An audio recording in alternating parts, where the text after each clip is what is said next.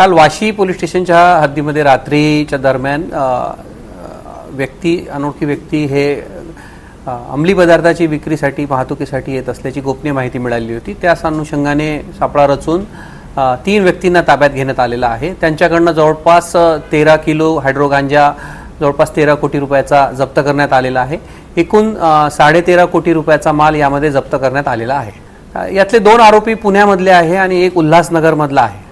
सध्या आता नुकतंच त्यांना आम्ही ताब्यात घेऊन 2 दिवसाची रिमांड मिळालेली आहे। पुढचा तपास चालू आहे। जसं पुढच्या तपासामध्ये माहिती समोर येईल आपल्याला शेअर करण्यात येईल। Sponsored by Zenequa mineral water bottle, a creation by crafted and company.